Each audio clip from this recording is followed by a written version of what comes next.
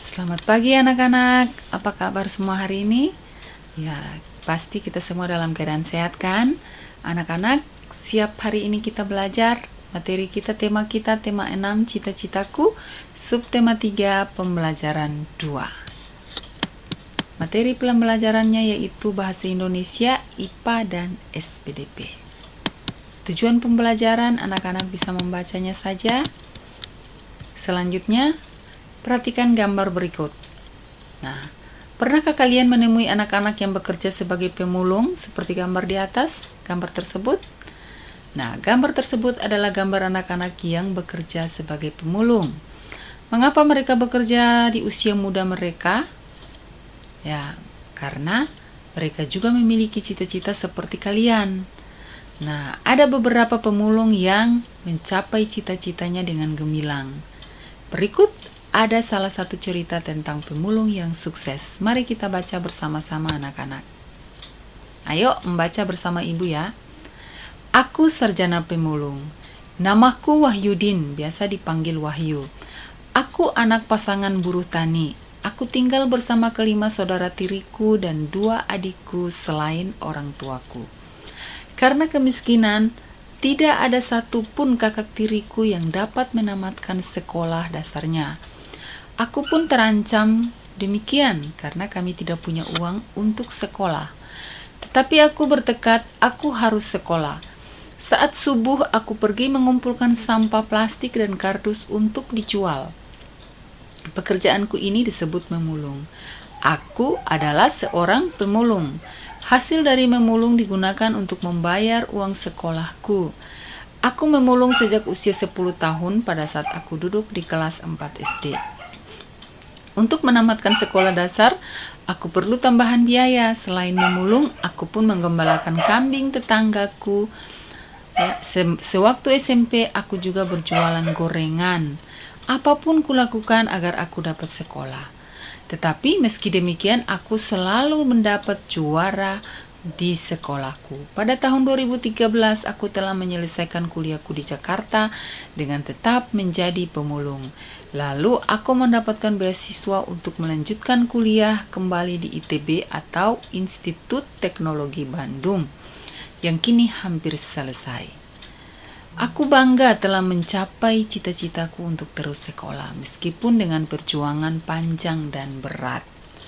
Nah, dari cerita Wahyudin kita lihat bahwa dengan sikap kerja keras, pantang menyerah, ya, dalam menghadapi situasi yang terburuk sekalipun dia tetap memiliki semangat, ya, untuk meraih cita-citanya.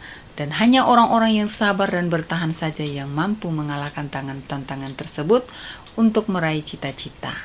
Nah, anak-anak, dari cerita pemulung ada satu puisi juga tentang pemulung. Namun sebelum kita melanjutkan ke puisi, Ibu ingin menjelaskan dulu tentang deklamasi. Apa itu deklamasi?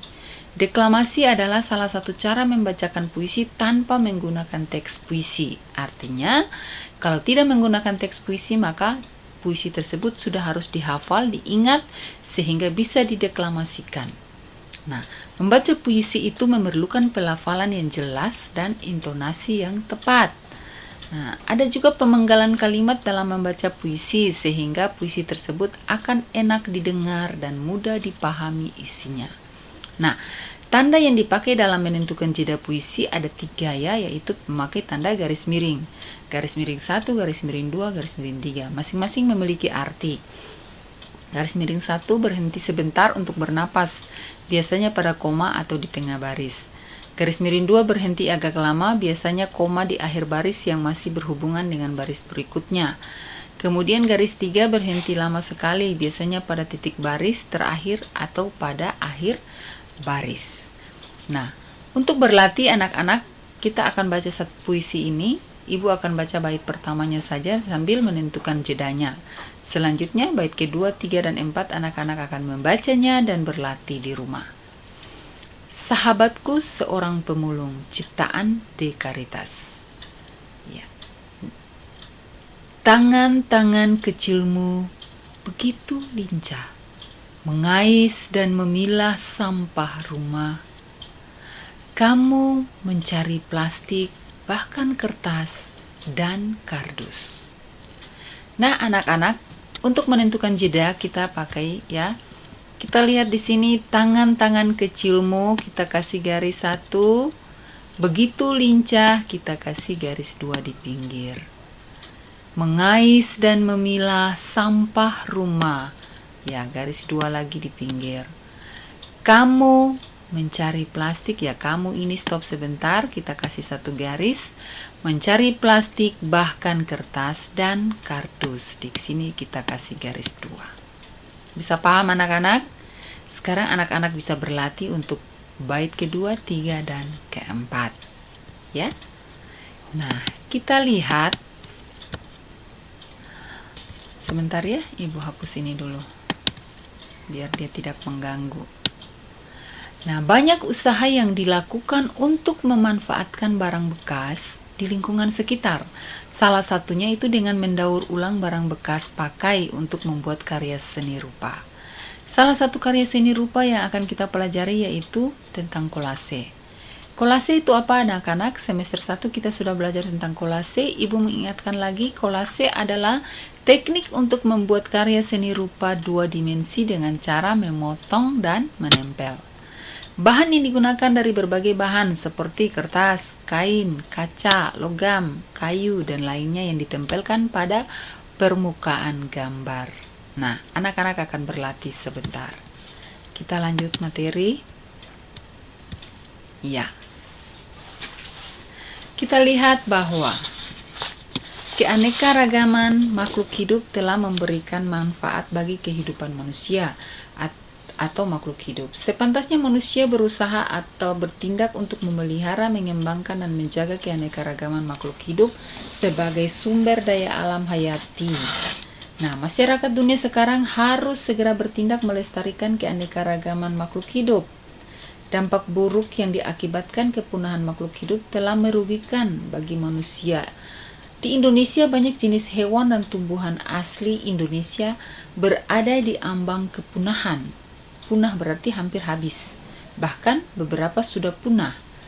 Nah, untuk itu pemerintah melakukan pelestarian hidup sehingga dapat dilakukan melalui cara-cara. Ada beberapa cara anak-anak untuk melestarikan makhluk hidup yang hampir punah. Kita lihat di sini pelestarian makhluk hidup itu ya terbagi menjadi 2, yaitu pelestarian untuk tumbuh-tumbuhan dan upaya pelestarian hewan. Nah, untuk pelestarian tumbuhan kita lihat koleksi kebun koleksi. Kebun koleksi ini biasanya untuk mempertahankan bibit unggul. Nah, bibit unggul itu contohnya kita lihat di kebun kelapa di Bone-Bone, kebun mangga di Pasuruan. Kemudian kebun plasma nutfa. Ya, itu adalah perkembangan dari kebun koleksi. Nah, kebun plasma nutfa ini dia berada di Cibinong Lipi ya anak-anak, dengan buah-buahan inti, talas, dan suek. Nah, kemudian kita lihat kebun botani. Kebun botani ini dia terkenal sekali dengan nama Kebun Raya Bogor. Ya, semua itu berada di Pulau Jawa. Kemudian kita lihat upaya pelestarian hewan. Upaya pelestarian hewan ini dia terbagi menjadi beberapa ya, yaitu yang pertama menangkar, ya melakukan penangkaran hewan langka. Ya, caranya dengan mengisolasi hewan tersebut, ya mengurung dia sendiri. Kemudian mengambil telur-telur hewan untuk dibantu menetaskannya. Kemudian memindahkan hewan langka itu ke tempat yang lebih cocok. Ya, kita lihat itu ada kebun binatang. Nah, itu tujuan dibangunnya kebun binatang itu untuk melindungi hewan-hewan yang hampir punah. Kemudian pemerintah juga membuat undang-undang tentang perburuan hewan. Jadi barang siapa yang melanggar akan ditindak tegas dengan memberikan sanksi hukum sesuai dengan hukuman yang berlaku. Nah, oleh karena itu anak-anak mari kita lestarikan supaya semuanya untuk kepentingan kita dan generasi yang akan datang. Ya, bisa dimengerti ya anak-anak? Sekian dulu pembelajaran kita hari ini anak-anak. Selamat belajar. Sukses selalu buat anak-anak semua. Selamat pagi, semangat belajar. Selalu setia belajar karena belajar itu menyenangkan.